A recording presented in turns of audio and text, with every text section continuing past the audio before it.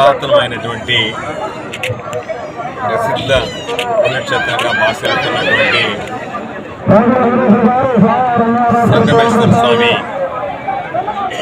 కళ్యాణ మహోత్సవాన్ని జరిగించడానికి ఈరోజు పెద్ద ఎత్తున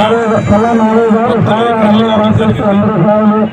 దానికి సంబంధించి స్థానికంగా ప్రతి ఏటా జరిపేటువంటి విధంగానే అత్యంత అట్టహాసంగా ఆడంబరంగా కన్నుల పండుగగా శివపార్వతుల కళ్యాణ మహోత్సవాన్ని వీక్షించేటువంటి అవకాశం భక్తులకు కలిగింది.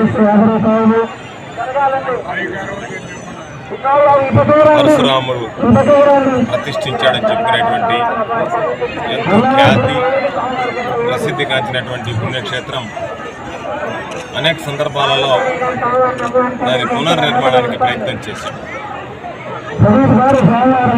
అయితే బహుశా నేను అనుకుంటున్నా,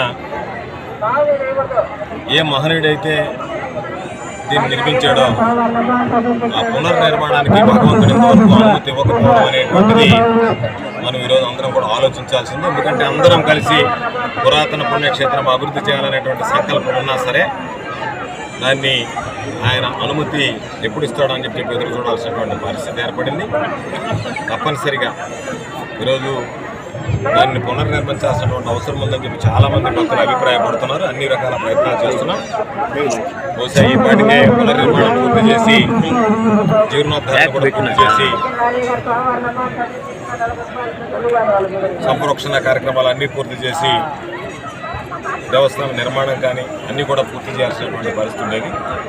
కానీ కాస్త జాప్యం జరిగింది.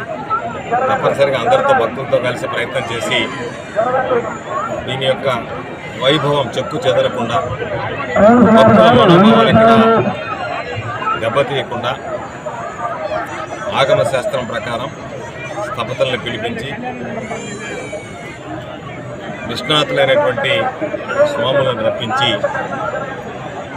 వాళ్ళ పర్యవేక్షణలో మరొకసారి గుడి పునర్నిర్మాణానికి స్థానిక శాసనసభ్యుడిగా మంత్రిగా ప్రయత్నం చేయడం జరుగుతుందని తెలియజేస్తున్నారు.